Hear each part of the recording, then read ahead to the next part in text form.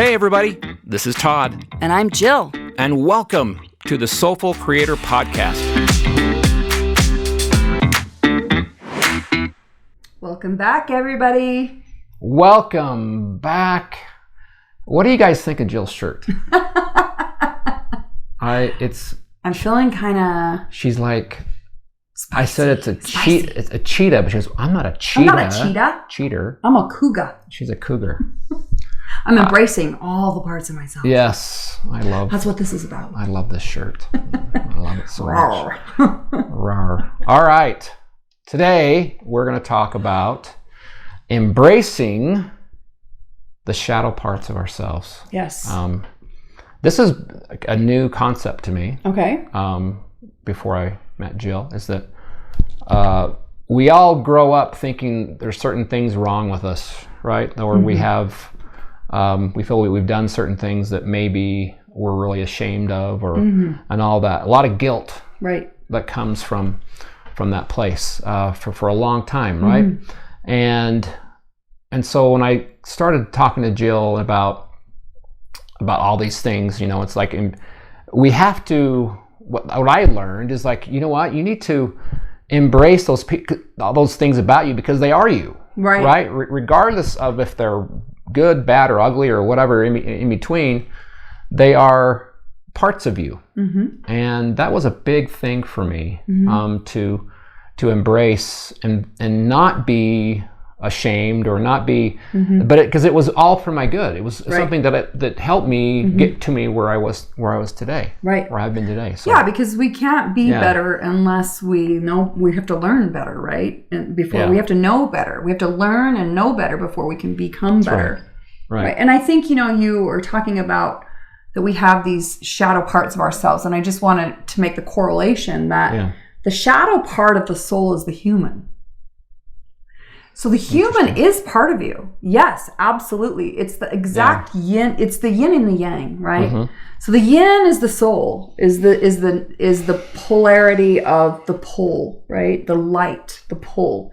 But the yang is the masculine energy that is the shadow, and it's that push energy, right? And you guys all know the yin and yang symbol, how they perfectly fit together and create a circle of wholeness.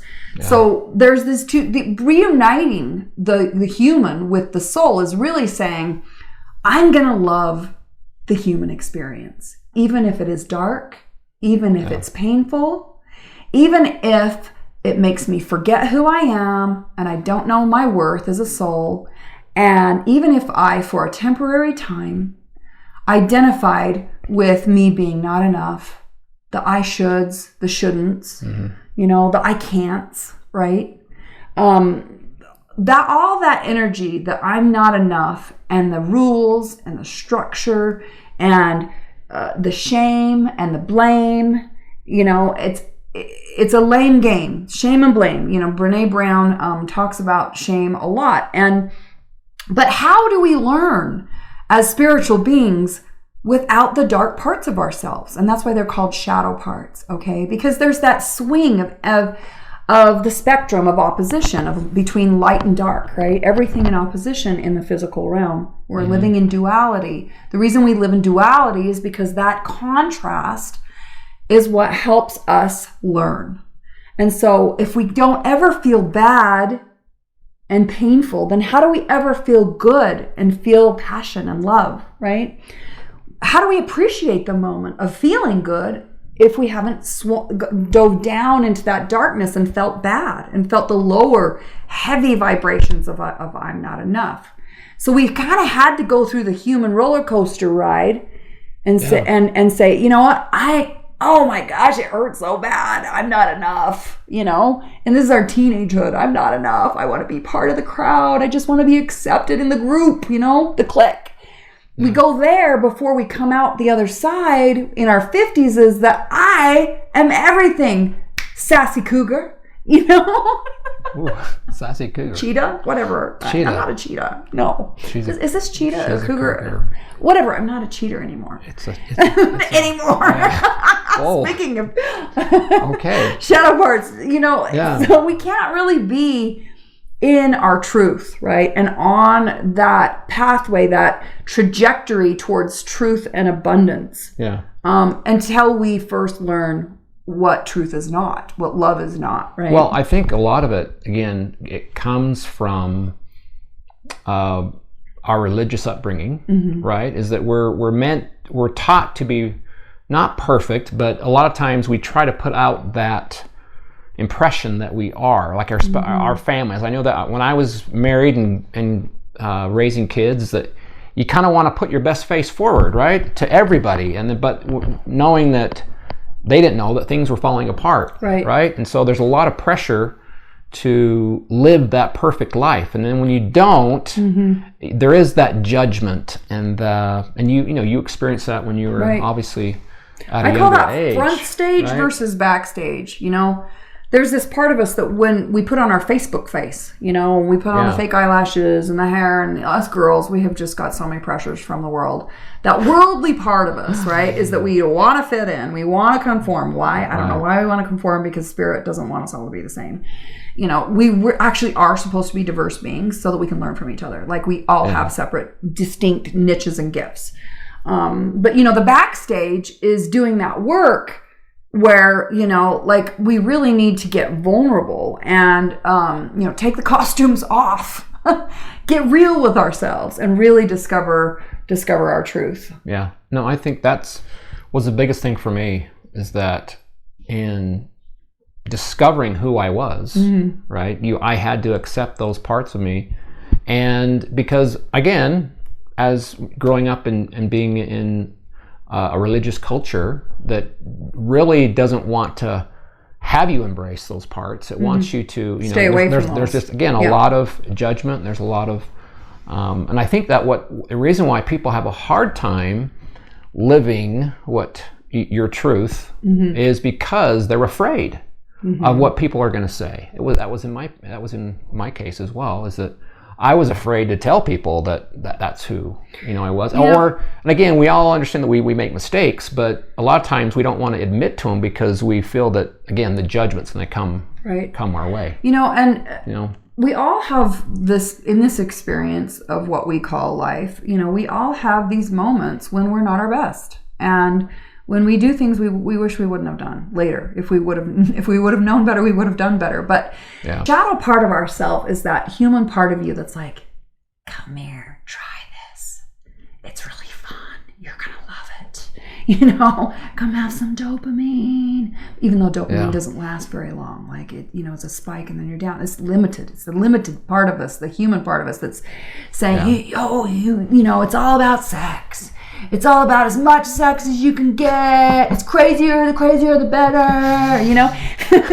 like, how stupid. And we're dumb. We're so dumb in the beginning, right? But we want to live, and we do dumb things in our teenage years, and we do dumb things sometimes when we're not happy and we don't know how to find happiness, and we're blind, and when we don't know our truth and we don't know our worth, and we're just little baby spiritual beings. We're just starting out as a spark, and we're just spiritually dumb and initially. So, but that's all part of the journey. We're a human being and we're a spiritual being. We're both, you guys. And we don't come into wholeness until we embrace the entire journey. And that is that the human part of us is imperfect, okay? We make mistakes. We need to be here in a physical realm and get hurt and beat up a little bit, and talk about my little forehead thing after a breakup that I've totally ruined my skin for like a year. And I'm totally imperfect, you guys. I've made a lot of mistakes. I told you that I reverted to my 16-year-old behavior of what I thought love was. I thought it was sex, and I brought that into my adulthood because there was a shadow there I needed to see, and at one time is this supposed to be like that? At one time, I had a girl that I had met through. I went to this event and I saw, that girl. She had cried and she stood up and she talked about her weaknesses and being addicted and she was promiscuous, and I thought, that's my human part of myself. I can see myself through her. And I thought, maybe I'm struggling to love me, but if I can love her, then maybe I can love me, right? And so I brought her into my life, and I embraced the promiscuous part of myself, and I tried some different things. And it wasn't long before I got burned, that she really burned me, and she ended up with my husband, even though she knew he was my husband. So, and it wasn't just her, it was several friends. And so I realized, oh my gosh, wow, look at, that's been a part of myself. I've been a very sexual creature.